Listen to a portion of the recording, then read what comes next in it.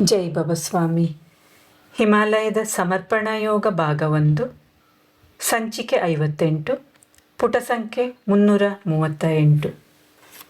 ಇವತ್ತಿನ ಗ್ರಂಥ ಪಠಣವನ್ನು ಗುರುವಂದನೆಯೊಂದಿಗೆ ಪ್ರಾರಂಭ ಮಾಡೋಣ. ಓಂ ಗುರುರ್ ಬ್ರಹ್ಮ ಗುರುರ್ ವಿಷ್ಣು ಗುರುರ್ ದೇವೋ ಮಹೇಶ್ವರಃ ಗುರುರ್ ಸಾಕ್ಷಾತ್ ಪರಬ್ರಹ್ಮ ತಸ್ಮೈ ಶ್ರೀ ಗುರುವೇ ನಮಃ. ತಸ್ಮೈ ಶ್ರೀ ಗುರುವೇ ನಮಃ. ತಸ್ಮೈ ಶ್ರೀ ಗುರುವೇ ನಮಃ. ಗುರುದೇವರು ಹೇಳಿದರು, ನಿನಗೆ ಈ ಕಾರ್ಯವನ್ನು ಮಾಡಲು ಸಾಧ್ಯವಿಲ್ಲ ಎಂದು ಈಗ ನಿನಗೆ ಅರಿವಾಗಿದೆ. ಇದರ ಅರ್ಥ ನಿನ್ನೊಳಗಿನ ಆ ಕರ್ತನೆಂಬ ಭಾವನೆ ಸಮಾಪ್ತಗೊಂಡಿದೆ. ಈಗ ನೀನು ನನಗೆ ಆಗುವುದಿಲ್ಲ ಎಂದು ಮನವರಿಕೆ ಮಾಡಿಕೊಂಡು ಜವಾಬ್ದಾರಿಯನ್ನು ಸಂಪೂರ್ಣವಾಗಿ ನನಗೆ ವಹಿಸಿಕೊಟ್ಟು ಆ ಉದ್ದೇಶದ ಕಡೆಗಿನ ನಿನ್ನ ಪ್ರಯತ್ನಗಳನ್ನು ಬಿಟ್ಟು ಬಿಡು. ಯಾವಾಗಲೂ ಪ್ರಯತ್ನಗಳು ಹಾಗೂ ನಾನು ಎಂಬ ಭಾವಗಳು ಒಂದರೊಳಗೊಂದು ಹೊಂದಿಕೊಂಡಿರುವಂಥದ್ದು. ಹಾಗಾಗಿ ಈಗ ನೀನು ನನ್ನ ಮಾಧ್ಯಮ ಮಾತ್ರ, ಒಂದು ಶುದ್ಧ ಹಾಗೂ ಪವಿತ್ರ ಮಾಧ್ಯಮವಾಗು. ಎಂತಹ ಮಾಧ್ಯಮವೆಂದರೆ ಆ ಮಾಧ್ಯಮಕ್ಕೆ ತನ್ನದೇ ಆದ ಅಸ್ತಿತ್ವವಿಲ್ಲದೆ ಸ್ವಯಂ ಆಗಿ ಯಾವುದನ್ನು ನೀಡಲು ಆಗದಿದ್ದರೂ ಅದೇ ಮಾಧ್ಯಮದಿಂದ ಎಲ್ಲರೂ ಎಲ್ಲವನ್ನೂ ಪಡೆಯುವಂತಹ ಮಾಧ್ಯಮ. ಇದು ಒಂದು ಉತ್ತಮ ಮಾಧ್ಯಮದ ಶ್ರೇಷ್ಠತೆಯ ಗುರುತು. ಆ ಮಾಧ್ಯಮದ ಮೂಲಕ ಎಲ್ಲವನ್ನು ಪಡೆಯಬಹುದಾಗಿದೆ. ಹಾಗೆಯೇ ಆ ಮಾಧ್ಯಮವಿಲ್ಲದೆ ಒಬ್ಬ ಏನನ್ನು ಪಡೆಯಲು ಆಗುವುದಿಲ್ಲ. ಮಾಧ್ಯಮ ಕೇವಲ ಮಾಧ್ಯಮವಾಗಿರುತ್ತದೆ. ಅಂತಹ ಮಾಧ್ಯಮದ ಮೂಲಕ ಎಲ್ಲರಿಗೂ ಜ್ಞಾನ ಸಮಾನವಾಗಿ ದೊರೆಯುವಂತಾಗಿರುತ್ತದೆ. ಈಗ ನೀನು ಅಂತಹ ಒಂದು ಮಾಧ್ಯಮವಾಗಬೇಕು. ನೀನು ಎಷ್ಟು ಉತ್ತಮವಾದ ಮಾಧ್ಯಮವಾಗಬಲ್ಲೆ ಎಂಬುದರ ಮೇಲೆ ನಿನ್ನ ಕಾರ್ಯ ಸಫಲಗೊಳ್ಳಲಿದೆ.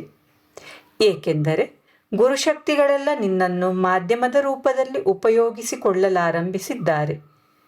ನಿನ್ನಿಂದ ಆ ಜ್ಞಾನವನ್ನು ಪಡೆಯುವ ಆತ್ಮಗಳು ಲಕ್ಷಾಂತರಗಳಲ್ಲಿದ್ದರೆ ನಿನ್ನ ಮೂಲಕ ಆ ಜ್ಞಾನವನ್ನು ಆ ಜನಸಾಮಾನ್ಯರಿಗೆ ನೀಡುವ ಗುರುಗಳು ಬಹಳ ಮಂದಿ ಇರುತ್ತಾರೆ. ಯಾವ ಮಾಧ್ಯಮದ ಮೂಲಕ ಯಾವುದೇ ಮನುಷ್ಯ ಆತ್ಮಜ್ಞಾನವನ್ನು ಪಡೆಯುವಂತಾಗುತ್ತದೋ ಅಂತಹ ಉತ್ತಮ ಮಾಧ್ಯಮ ನೀನಾಗು ಎಂದು ನಾನು ನಿನ್ನನ್ನು ಆಶೀರ್ವದಿಸುತ್ತಿದ್ದೇನೆ. ನಾನು ಗುರುದೇವರ ಪಾದಪೂಜೆಯನ್ನು ಮಾಡುವ ಇಚ್ಛೆಯನ್ನು ವ್ಯಕ್ತಪಡಿಸಿದೆ. ಅವರು ಕುತ್ತಿಗೆ ಅಲ್ಲಾಡಿಸಿ ತಮ್ಮ ಸಮ್ಮತಿಯನ್ನು ಸೂಚಿಸಿದರು. ಆ ನಂತರ ನಾನು ಗುರುದೇವರನ್ನು ನದಿಯ ದಡಕ್ಕೆ ಕರೆದುಕೊಂಡು ಹೋಗಿ ಒಂದು ದೊಡ್ಡ ಬಂಡೆಕಲ್ಲಿನ ಮೇಲೆ ಕುಳ್ಳಿರಿಸಿದೆ. 2 ಅಂಗೈಗಳಲ್ಲಿ ನೀರನ್ನು ತಂದು ಅವರ ಪಾದಗಳನ್ನು ಚೆನ್ನಾಗಿ ತೊಳೆದೆ. ಅವರ ದಿವ್ಯ ಪಾದಗಳ ಸ್ಪರ್ಶವೇ ದಿವ್ಯವಾದ ಅನುಭವವನ್ನು ಕೊಟ್ಟಿತ್ತು. ನಂತರ ಅವರ ಪಾದಗಳನ್ನು ತೊಳೆಯುತ್ತಲೇ ನಿಧಾನವಾಗಿ ನಯವಾಗಿ ಅವುಗಳನ್ನು ಮಸಾಜು ಮಾಡಿದೆ. ಎಷ್ಟು ಹೊತ್ತಿನವರೆಗೆ ಹಾಗೆ ಮಾಡುತ್ತಿದ್ದೆ ಎಂದು ಗೊತ್ತಿಲ್ಲ. ಆ ನಂತರ ಪಕ್ಕದಲ್ಲೇ ಪೊದೆಗಳ ಬಳಿ ಹೋಗಿ ಕೆಲವು ಹೂಗಳನ್ನು ಹೆಕ್ಕಿ ತಂದು ಅವರ ಒಂದೊಂದೇ ಕಾಲು ಬೆರಳಿನ ಮೇಲೆ ಇರಿಸಿದೆ. ನಾನು ಅವರ ಪಾದಗಳನ್ನು ಚೆನ್ನಾಗಿ ಸಿಂಗರಿಸಿದೆ. ಹಾಗೆ ಅವರ ಮುಂದೆ ಸಾಷ್ಟಾಂಗ ಉದ್ದಂಡ ನಮಸ್ಕಾರ ಮಾಡಿ ಕಣ್ಣು ಮುಚ್ಚಿ ಕುಳಿತೆ. ನಾನು ಪ್ರಾರ್ಥಿಸತೊಡಗಿದೆ. ಹೇ ಕರುಣಾಮಯಿ, ನಾನು ಯಾವುದೇ ಪರಮಾತ್ಮನನ್ನು ನೋಡಿಲ್ಲ, ಅವನ ಅನುಭವವನ್ನು ಮಾಡಿಲ್ಲ. ಪರಮಾತ್ಮನ ಶಕ್ತಿ ವಿಶ್ವದ ಎಲ್ಲೆಡೆ ಪಸರಿಸಿದೆ. ಆದರೆ ಈ ವಿಶ್ವಶಕ್ತಿಯ ಅನುಭವ ನನಗೆ ನಿಮ್ಮ ಮಾಧ್ಯಮದಿಂದ ಆಗಿದೆ. ನೀವೇ ಆ ಪರಮಾತ್ಮನ ಶಕ್ತಿಯ ಮಾಧ್ಯಮ. ನೀವು ಒಬ್ಬ ಸಾಮಾನ್ಯ ಮನುಷ್ಯನೆಂದು ನನಗೆ ತಿಳಿದಿದೆ. ಆದರೆ ಅಸಾಮಾನ್ಯ ಶಕ್ತಿಗಳು ನಿಮ್ಮ ಮಾಧ್ಯಮವಾಗಿಸಿಕೊಂಡು ನಿಮ್ಮನ್ನು ಅಸಾಮಾನ್ಯರನ್ನಾಗಿ ಮಾಡಿದೆ. ಪರಮಾತ್ಮನ ಶಕ್ತಿಗಳು ನಿಮ್ಮಲ್ಲಿರುವ ಕಾರಣ ನನಗೆ ನೀವೇ ಪರಮಾತ್ಮ. ನಿಮ್ಮನ್ನು ಭೇಟಿಯಾದ ನಂತರ ನನ್ನ ಪರಮಾತ್ಮನ ಅನ್ವೇಷಣೆ ಸಮಾಪ್ತಗೊಂಡಿದೆ. ಪರಮಾತ್ಮನನ್ನು ಪಡೆದ ಮೇಲೆ ಎಲ್ಲ ಹುಡುಕಾಟಗಳು ಕೊನೆಗೊಳ್ಳುತ್ತವೆ. ನನಗೆ ಪರಮಾತ್ಮನನ್ನು ಭೇಟಿ ಮಾಡುವ ಇಚ್ಛೆವಿಲ್ಲವೇಕೆಂದರೆ ನನ್ನ ಜೀವಿತ ಕಾಲದಲ್ಲಿ ಪರಮಾತ್ಮನನ್ನು ಪಡೆದಿರುವೆ. ಪರಮಾತ್ಮನು ನಿರಾಕಾರವಾಗಿರುವ ಕಾರಣ ಪರಮಾತ್ಮನು ಯಾವುದೇ ಶರೀರವಾಗಿರಲು ಸಾಧ್ಯವಿಲ್ಲವೆಂದು ನಾನು ನಂಬುತ್ತೇನೆ. ಪರಮಾತ್ಮನಿಗೆ ಯಾವುದೇ ಸ್ವರೂಪವಿಲ್ಲ. ಆದರೂ ಅವತರಿಸಲು ಪರಮಾತ್ಮನು ವಿಭಿನ್ನ ರೂಪಗಳನ್ನು ತಳೆಯುತ್ತಾನೆ. ಸಮಯ ಸಮಯಕ್ಕೆ ಅವಶ್ಯಕತೆಗೆ ಅನುಸಾರವಾಗಿ ಪರಮಾತ್ಮನ ಸ್ವರೂಪ ಬದಲಾಗುತ್ತಾ ಹೋಗುತ್ತದೆ. ಇಂದಿನ ಪರಮಾತ್ಮನು ಇಂದಿನ ಸ್ವರೂಪದಲ್ಲಿ ಇರುತ್ತಾನೆ. ನಾವು ಮನುಷ್ಯರು ಭೂತಕಾಲದಲ್ಲಿ ಜೀವಿಸುತ್ತಾ ಭೂತಕಾಲದ ಪರಮಾತ್ಮನ ಸ್ವರೂಪವನ್ನು ಬಿಗಿಯಾಗಿ ಹಿಡಿದುಕೊಂಡಿರುತ್ತೇವೆ.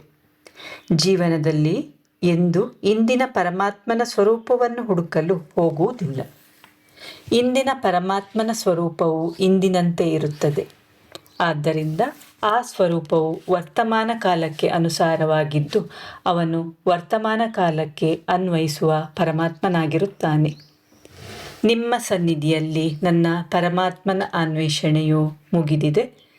ನನ್ನ ಅಲೆದಾಟಗಳೆಲ್ಲ ನಿಂತಿವೆ. ನನ್ನ ಒಳಗೆ ಅಂತರಾಳದಲ್ಲಿ ಆತ್ಮಶಾಂತಿಯ ಅನುಭವ ಉಂಟಾಗುತ್ತಿದೆ. ನನಗಾದರೂ ನೀವೇ ಪರಮಾತ್ಮನ ಸ್ವರೂಪ. ಇವತ್ತು ಈ ಅವಕಾಶವನ್ನು ಉಪಯೋಗಿಸಿಕೊಂಡು ನಿಮ್ಮ ಪಾದಕಮಲಗಳನ್ನು ಪೂಜಿಸುತ್ತಿದ್ದೇನೆ. ನನ್ನ ಪೂಜೆಯನ್ನು ದಯವಿಟ್ಟು ಸ್ವೀಕರಿಸಿ. ಗುರುದೇವ, ಈ ಪ್ರಪಂಚದಲ್ಲಿ ಸತ್ಯ ಒಂದೇ ಆಗಿರುತ್ತದೆ. ಈ ಸತ್ಯವನ್ನು ನಾವು ಎಲ್ಲಿ ಬೇಕಾದರೂ ಯಾರ ರೂಪದಲ್ಲಾದರೂ ನೋಡಿ ಸ್ವೀಕರಿಸಬಹುದು. ವಾಸ್ತವದಲ್ಲಿ ಆತ್ಮವು ಎಲ್ಲಿ ಆ ಸತ್ಯವನ್ನು ಸ್ವೀಕಾರ ಮಾಡಲು ಸಿದ್ಧವಾಗಿರುತ್ತದೆಯೋ, ಯಾವ ಸ್ವರೂಪದಲ್ಲಿ ಆ ಸತ್ಯವನ್ನು ದರ್ಶನ ಮಾಡುತ್ತದೆಯೋ, ಎಲ್ಲಿ ಆ ಸತ್ಯದ ಅನುಭವ ಉಂಟಾಗುತ್ತದೆಯೋ ಅದೇ ಸತ್ಯದ ಸ್ವರೂಪವಾಗಿರುತ್ತದೆ.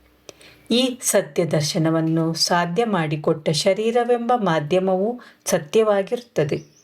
ಯಾಕೆಂದರೆ ಈ ರೀತಿಯ ಸತ್ಯ ದರ್ಶನವನ್ನು ಮಾಡಿಸುವ ಶರೀರದಲ್ಲಿ ಯಾವುದೇ ರೀತಿಯ ಶಾರೀರಿಕ ಭಾವಗಳು ಬಾಕಿ ಇರದೆ ಆ ಶರೀರವೇ ಪರಮಾತ್ಮಮಯವಾಗಿ ಬಿಟ್ಟಿರುತ್ತದೆ. ಯಾವ ಶರೀರದಲ್ಲಿ ಭಾವ ಅರಿವುಗಳು ಬಾಕಿ ಇರುವುದಿಲ್ಲವೋ ಅಂತಹ ಶರೀರವನ್ನು ಪರಮಾತ್ಮಮಯಿ ಶರೀರವೆನ್ನುತ್ತಾರೆ. ಅದು ಪರಮಾತ್ಮನ ಮಾಧ್ಯಮವಾಗಿ ಬಿಟ್ಟಿರುತ್ತದೆ. ಯಾವ ಶರೀರ ಬ್ರಹ್ಮವಾಗಿ ಬಿಟ್ಟಿದೆಯೋ, ಯಾವ ಶರೀರದ ಮೂಲಕ ಪರಮಾತ್ಮ ಪ್ರಕಟಗೊಳ್ಳುವನೋ ಆ ಶರೀರವೇ ನನ್ನ ಮಟ್ಟಿಗೆ ಪರಮಾತ್ಮನ ಸ್ವರೂಪವಾಗಿದೆ. ಇವತ್ತು ತಾವು ನನಗೆ ಗುರು ಸಾಕ್ಷಾತ್ ಪರಬ್ರಹ್ಮದ ಅರ್ಥವನ್ನು ಮಾಡಿಸಿಕೊಟ್ಟಿರುತ್ತೀರಿ.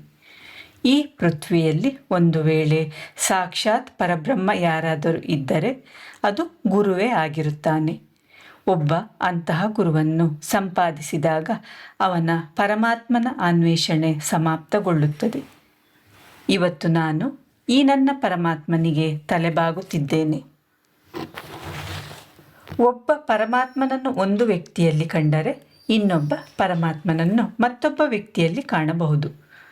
ವಾಸ್ತವದಲ್ಲಿ ಪರಮಾತ್ಮನು ಪ್ರತ್ಯೇಕ ಶರೀರದಲ್ಲಿ ಇರುತ್ತಾನೆ. ಯಾವ ಶರೀರವು ತನ್ನ ಅರಿವನ್ನು ಸಮಾಪ್ತಗೊಳಿಸಿದೆಯೋ, ಯಾವ ಶರೀರವು ಪರಮಾತ್ಮಮಯವಾಗಿದೆಯೋ ಅಂತಹ ಶರೀರವು ಪರಮಾತ್ಮನ ಸ್ವರೂಪವಾಗಿರುತ್ತದೆ. ಈ ದಿನ ನನ್ನ ಆತ್ಮ ನಿಮ್ಮನ್ನು ಪೂರ್ಣವಾಗಿ ಪರಮಾತ್ಮವೆಂದು ಸ್ವೀಕರಿಸಿದೆ. ಈ ರೀತಿಯಾಗಿ ಪರಿಗಣಿಸುವುದು ನನ್ನ ಮನಸ್ಸಿನ ಭಾವವಾಗಿದೆ. ಆದ್ದರಿಂದ ನನ್ನ ಭಾವನೆಯನ್ನು ನಿಮ್ಮ ಮುಂದೆ ವ್ಯಕ್ತಪಡಿಸುತ್ತಿದ್ದೇನೆ. ಹಾಗೆಯೇ ನಿಮ್ಮನ್ನೇ ಪರಮಾತ್ಮನೆಂದು ಸ್ವೀಕರಿಸಿದ್ದೇನೆ. ನಾನು ನಿಮ್ಮನ್ನು ಇಂದಿನ ಪರಮಾತ್ಮನೆಂದು ಸ್ವೀಕರಿಸಿ ಕೈಗಳನ್ನು ಮುಗಿದು ನಿಮ್ಮ ಶ್ರೀಚರಣಗಳಲ್ಲಿ ಪ್ರಾರ್ಥನೆ ಸಲ್ಲಿಸುತ್ತಿದ್ದೇನೆ. ನೀವು ಪರಮಾತ್ಮನ ಶುದ್ಧ ಹಾಗೂ ಪವಿತ್ರ ಮಾಧ್ಯಮವಾಗಿರುವ ನನ್ನನ್ನು ನಿಮ್ಮ ಮಾಧ್ಯಮವಾಗಿ ಸ್ವೀಕರಿಸಿ ಗುರುದೇವ. ನಾನು ಇದಕ್ಕೆ ಯೋಗ್ಯನಲ್ಲವೆಂದು ನನಗೆ ತಿಳಿದಿದೆ. ಆದರೂ ನಿಮ್ಮ ಕೃಪೆಯಿಂದ ಅಸಂಭವವಾದದ್ದು ಸಂಭವವಾಗುತ್ತದೆ. ನಿಮ್ಮ ಸಾನ್ನಿಧ್ಯದಲ್ಲಿ ಎಲ್ಲವೂ ಸಾಧ್ಯವಾಗುತ್ತದೆ. ನೀವು ನನ್ನ ಪರಮಾತ್ಮನಿಗೆ ಎಲ್ಲವೂ ಸಾಧ್ಯವಿದೆ. ನಾನು ಒಂದು ಮಾಧ್ಯಮವಾಗಬೇಕೆಂದು ನೀವು ನನ್ನನ್ನು ಆಶೀರ್ವದಿಸುತ್ತೀರಿ. ನಾನು ಈ ಆಶೀರ್ವಾದಗಳನ್ನು ಸದಾ ನನ್ನ ಧ್ಯಾನದಲ್ಲಿಡುವೆ. ಜೀವನದಲ್ಲಿ ಯಾವತ್ತೂ ಶರೀರದ ಯಾವುದೇ ಭಾವಗಳು ನನ್ನೊಳಗೆ ಬಾರದಿರಲಿ. ನನ್ನ ಜೀವನವಿಡೀ ನಿಮ್ಮ ಕಾರ್ಯವನ್ನಷ್ಟೇ ಮಾಡಲು ಅನುಮತಿ ನೀಡಿ. ನನ್ನ ಸಂಪೂರ್ಣ ಜೀವನವನ್ನು ನಿಮ್ಮ ಕೃಪೆಯಲ್ಲಿ, ನಿಮ್ಮ ಕರುಣೆಯಲ್ಲಿ ಕಳೆಯಬೇಕು. ಜೀವನ ಪೂರ್ತಿ ಆತ್ಮಜ್ಞಾನದ ಕಾರ್ಯವನ್ನೇ ಮಾಡಲು ನನಗೆ ಆಶೀರ್ವಾದ ಮಾಡಿ. ನನ್ನ ಜೀವನದ ಅಂತಿಮ ಉಸಿರಿರುವವರೆಗೂ ನಿಮ್ಮ ಕಾರ್ಯವನ್ನು ಮಾಡುವೆ. ಇದಕ್ಕೆ ನಿಮ್ಮ ಆಶೀರ್ವಾದವನ್ನು ನೀಡಿ. ಇದು ನಿಮ್ಮ ಕರುಣೆ ಇಲ್ಲದೆ ಆಗುವ ಸಂಭವವಿಲ್ಲ. ಗುರುಕಾರ್ಯ ಮಾಡುವಾಗ ಸಮಯ ಹೇಗೆ ಕಳೆಯುತ್ತದೆ ಎಂದು ಗೊತ್ತಾಗುವುದೇ ಇಲ್ಲ. ಗುರುಕಾರ್ಯವು ನಿಮ್ಮೊಂದಿಗೆ ಹೊಂದಾಣಿಕೆಯಲ್ಲಿರಲು ಒಂದು ನಿಮಿತ್ತ ಅಷ್ಟೇ. ನಾನು ಜೀವನ ಪೂರ್ತಿ ಗುರುಕಾರ್ಯ ಮಾಡುತ್ತಾ ನಿಮ್ಮ ಸೇವಕನಾಗಿ ನಿಮ್ಮೊಂದಿಗೆ ಬೆಸೆದುಕೊಂಡಿರಲು ಇಚ್ಛಿಸುತ್ತೇನೆ. ಹೀಗೆ ಹೇಳುತ್ತಾ ನಾನು ಮತ್ತೊಮ್ಮೆ ಅವರಿಗೆ ಸಾಷ್ಟಾಂಗ ಉದ್ದಂಡ ನಮಸ್ಕಾರ ಮಾಡಿದೆ. ಅವರು ನನ್ನನ್ನು ಸ್ನೇಹದಿಂದ ಎತ್ತಿ ಒಟ್ಟಿಗೆ ಕರೆದುಕೊಂಡು ತಮ್ಮ ಪಕ್ಕದಲ್ಲೇ ಕುಳ್ಳಿರಿಸಿ ಈ ಬಗೆಯಾಗಿ ವಿವರಿಸಿದರು. ಪರಮಾತ್ಮ ಯಾವುದೇ ಶರೀರವಲ್ಲ. ನಾವು ಈಗ ಯಾರನ್ನು ಪರಮಾತ್ಮ ಎಂದು ತಿಳಿದುಕೊಂಡಿದ್ದೇವೋ ಅವರು ಅವರ ಕಾಲದಲ್ಲಿ ಗುರುವಾಗಿದ್ದರು. ಹಾಗೆಯೇ ನಾವು ಯಾರನ್ನು ಪರಮಾತ್ಮನೆಂದು ಸ್ವೀಕರಿಸಿದ್ದೇವೋ ಅವರು ಅವರ ಗುರುಗಳನ್ನು ನಂಬಿದ್ದರು. ಇದರ ಅರ್ಥ ಪರಮಾತ್ಮನು ಕೂಡ ಗುರುಗಳಿಂದ ಸೃಷ್ಟಿಸಲ್ಪಟ್ಟಿದ್ದಾನೆ. ಪರಮಾತ್ಮನು ಸಮಯದಿಂದ ಸಮಯಕ್ಕೆ ಬದಲಾಗುತ್ತಿರುತ್ತಾನೆ. ಪರಮಾತ್ಮ ಒಂದು ವಿಶ್ವಚೇತನ. ಈ ವಿಶ್ವದಲ್ಲಿ ಪರಮಾತ್ಮ ಸಮಯಕ್ಕೆ ಅನುಸಾರವಾಗಿ ಪ್ರಕಟಗೊಳ್ಳುತ್ತಿರುತ್ತಾನೆ. ಹಾಗೆಯೇ ಅವನ ರೂಪವನ್ನು ವ್ಯಕ್ತಪಡಿಸಿ ಈ ವಿಶ್ವವನ್ನು ಸಮತೋಲನದಲ್ಲಿಡುವ ಕಾರ್ಯವನ್ನು ಮಾಡುತ್ತಾನೆ. ಈ ವಿಶ್ವದ ಸಂಚಲನವನ್ನು ಅವನು ತನ್ನ ಬೇರೆ ಬೇರೆ ಮಾಧ್ಯಮಗಳಿಂದ ಮಾಡುತ್ತಾನೆ.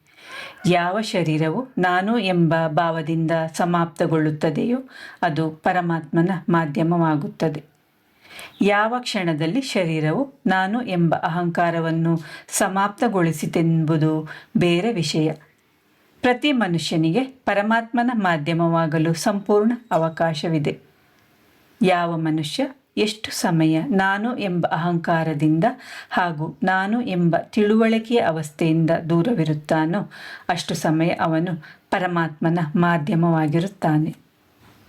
ಸಾಮಾನ್ಯ ಮನುಷ್ಯನಿಗೆ ಇಡೀ ಜೀವನದಲ್ಲಿ ಶರೀರ ಭಾವದಿಂದ ಮುಕ್ತನಾಗುವ ಸಂಭವವಿರುವುದಿಲ್ಲ.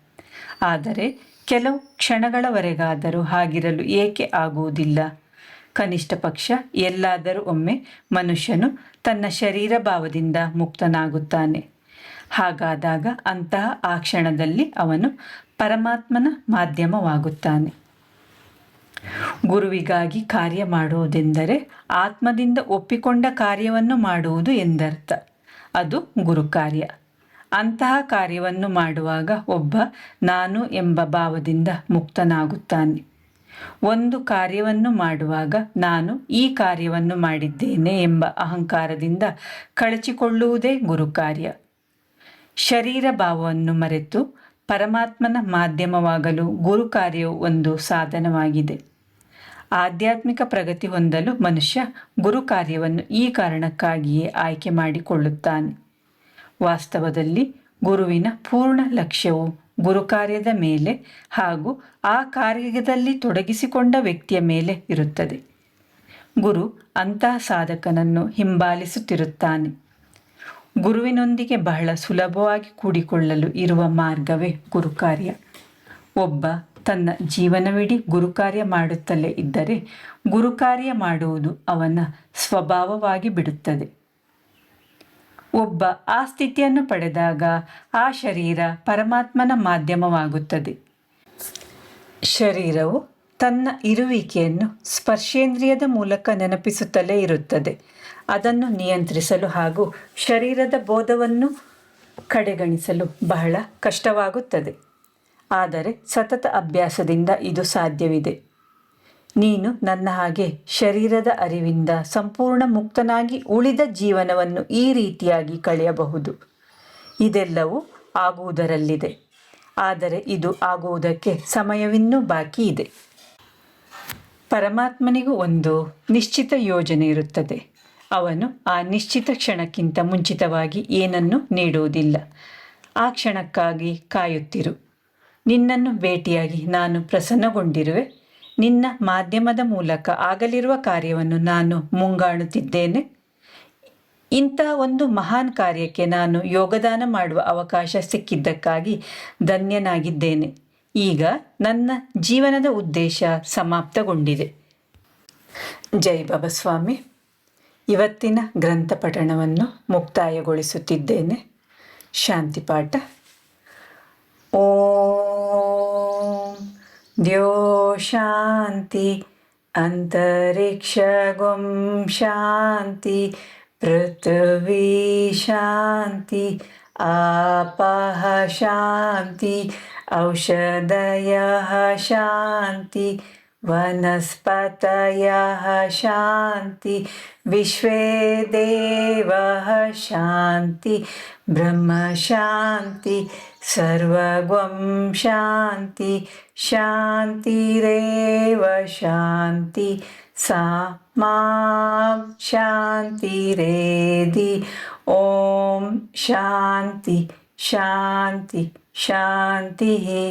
ಸರ್ವರಿಷ್ಟ ಸುಶಾಂತಿರ್ಭವತು.